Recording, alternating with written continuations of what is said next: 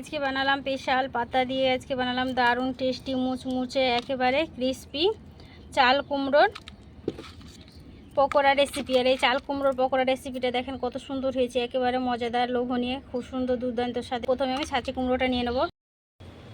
আসসালামু আলাইকুম বন্ধুরা, কেমন আছেন? আশা করি ভালো আছেন। পিঙ্কি কিচেনে সবাইকে স্বাগত। আবারও একটা নতুন রেসিপি নিয়ে আবারও আপনাদের সাথে হাজির হয়ে গেছি। আজকে রেসিপি হচ্ছে, আজকে বানাবো চাল কুমড়ো দিয়ে পকোড়া রেসিপি।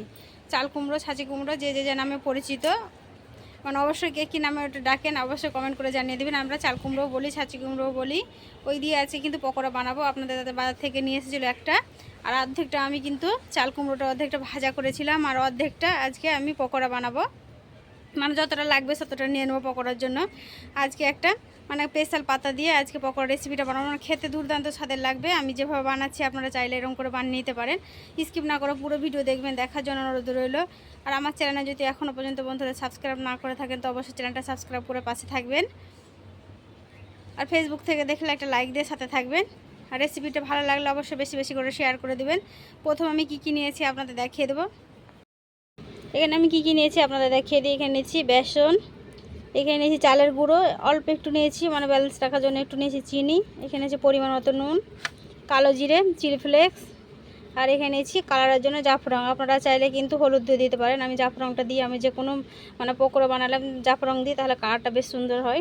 আর স্পেশাল বলতে দেখেন বন্ধুরা, এই যে স্পেশাল পাতা, এখানে দেবো কারি পাতা। কারি পাতা দিলে কিন্তু এর স্বাদ দ্বিগুণ বেড়ে যায়, এত সুন্দর হয় কিন্তু পকোড়া খেতে। না খেলে একবার না খেলে আপনারা বুঝবেন না। একবার হলো এরকম রেসিপিটা বানিয়ে খেয়ে দেখবেন এই কারি পাতা দিয়ে।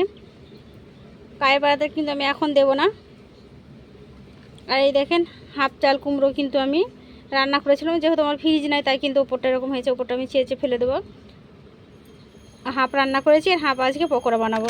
চলুন প্রথমে আমি ব্যাটারটা তৈরি করে নেবো। প্রথমে যে উপকরণগুলো নিয়েছি সেগুলো একসাথে দিয়ে দেবো। চালের গুঁড়ো, নুন, চিনি আর বেসন, কালো জিরে, চিলি ফ্লেক্স আর কালারের জন্য জাফরং।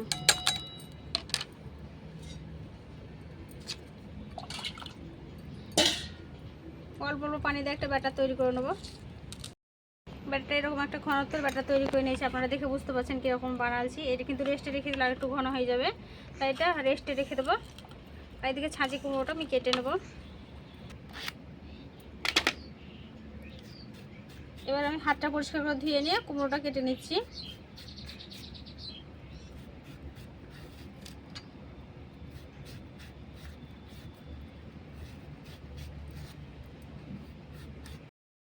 এই যেরকম করে পিস করে নেব। পিসটা খুব মোটাও নয়, খুব পাতলা নয়, তো মধ্যে থেকে একটু ফেলে দেবো যাতে মশলাটা খুব সুন্দরভাবে ঢুকে যায়, মানে বেসনের ব্যাটারটা দেখতে ভালো লাগবে।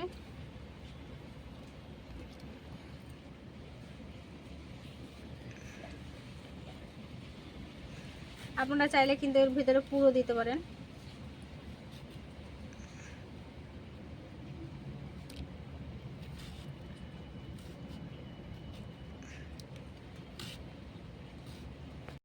কেটে পরিষ্কার করে ধুয়ে নিলাম। পরিষ্কার করে একেবারে ধুয়ে নিয়েছি। এবার অল্প একটু নুন আর হলুদ মাখিয়ে দেবো। এখানে নুন আর হলুদ গুঁড়ো দিয়েছি, তো খুব সুন্দর করে মাখিয়ে দেবে, তাহলে একটু মোলাম হবে। আর যেহেতু খেতে ভালো লাগবে নুন হলুদটা মাখিয়ে দিলে, আর একটু নরম হয়ে যাবে এইভাবে মাখিয়ে রাখলে।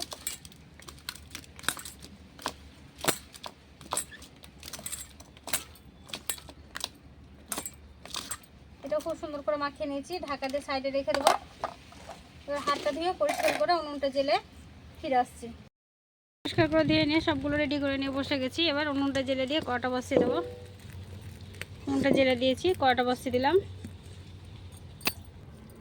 এই যে কড়াটা গরম হতে থাক। আর যে ব্যাটারটা আমি তৈরি করে রেখেছি এই ব্যাটারটার মধ্যে কারি পাতাগুলো দিয়ে দেবো।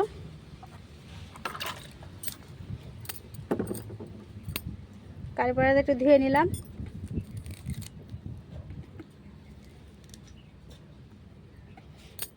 ব্যাটারে দিয়ে দেবো কারি পাতাটা।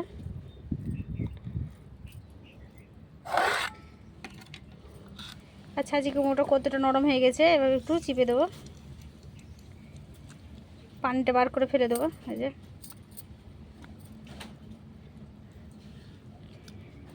একটা হাত দিয়ে চিপে চিপে পানিটা বার করে দেবো। এটা নুন হলুদ দেওয়ার কারণে কিন্তু নুন দেওয়ার কারণে এটা একেবারে নরম হয়ে গেছে। আর পানিটা দেখেন, এক্সট্রা যে পানিটা আছে সেটা আমি বের করে নিলাম, তার এটা বেশি মুচমুচে হবে খেতে।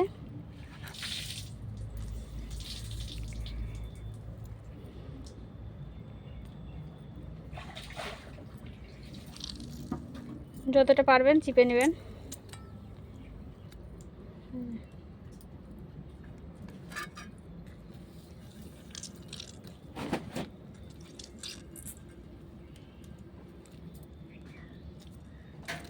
সবগুলো চিপে নিয়েছি। আর কড়াইটা গরম হয়ে গেছে, তেল দিয়ে দেবো।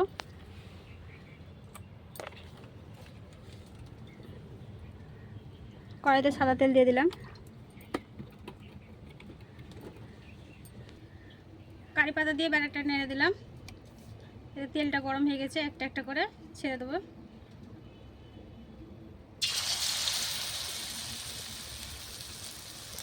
এটা কিন্তু একটু ভাজটা তো মানে খুব সুন্দরভাবে এগুলো ঢুকবে বেসনগুলো, তাই খেতে কিন্তু ভালো লাগবে পকোড়াটা। এই যে দেখেন,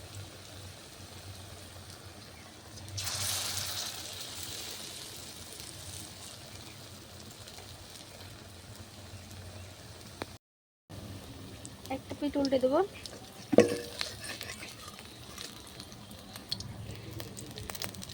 এক পিঠটা হয়ে গেছে, এক পিঠটা উল্টে দেবো। দেখেন কত সুন্দর কিন্তু একেবারে মুচমুচে ক্রিস্পি হচ্ছে। এই পিঠটাও কিন্তু লাল করে ভেজে নেব। দুই পিঠটা লাল করে ভেজে নিয়েছি। দেখেন খুব সুন্দর করে কিন্তু একেবারে মানে অল্প তেল দিয়েছি আমি, কিন্তু খুব ডুবো তেলে ভাজিনি। আপনারা চাইলে কিন্তু ডুবো তেলে ভাজতে পারেন। একেবারে আমি কিন্তু অল্প তেল দিয়ে খুব সুন্দরভাবে একেবারে মুচমুচে করে ভেজে নিচ্ছি। এটা দু পিঠটাই কিন্তু লাল করে ভেজে নিয়েছি। আর উঠিয়ে নেব।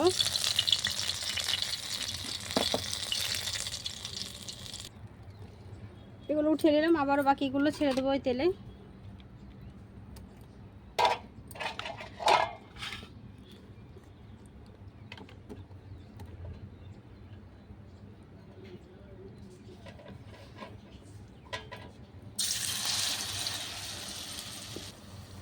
সবগুলো এক এক করে ছেড়ে দিলাম।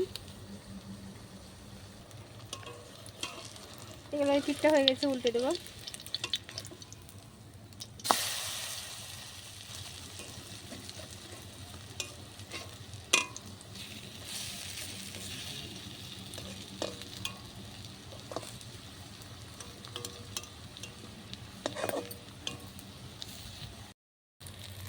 এই পিঠটাও ভালো করে ভেজে নিয়েছি, খুব সুন্দর করে একেবারে লাল করে দেখেন ভেজে নিয়েছি। এই দু পিঠটা লাল লাল করে ভেজে নিয়েছি। আর উঠিয়ে নেব। সবগুলো ভাজা হয়ে গেছে, উঠিয়ে নেব। সবগুলো হয়ে গেছে। দেখেন কত সুন্দর মুচমুচে হয়েছে বন্ধুরা। আমি একটা খেয়ে দেখলাম, মানে দারুণ খেতে হয়েছে। একবার হলো বাড়িতে ট্রাই করে খেয়ে দেখবেন। এত সুন্দর যে এই চাল কুমড়ো রেসিপি হয় আগে কখনো জানা ছিল। একদিন খেয়েছিলাম, আর আজকে কিন্তু প্রথম আমার রেসিপি মানে চ্যানেলে দিয়েছি এই রেসিপিটা। একবার হলো আপনারাও বানিয়ে খেয়ে দেখবেন, এর স্বাদ কিন্তু ভুলতে পারবেন। এত সুন্দর অসাধারণ, চায়ের সাথে কিংবা বিকেলে মানে সন্ধ্যায় মুড়ির সাথেও খেতে ভালো লাগবে, অসাধারণ লাগবে। পুরো রেসিপিটা আমার দেখলেন, যদি ভালো লাগে অবশ্যই লাইক কমেন্ট শেয়ার করবেন, সাবস্ক্রাইব করে পাশে থাকবেন। সুস্থ থাকবেন, সাবধানে থাকবেন। আবারও পরবর্তী অন্য কোনো নতুন রেসিপি নিয়ে আবারও আপনাদের সাথে দেখা হবে। পুরো রেসিপি দেখার জন্য ধন্যবাদ।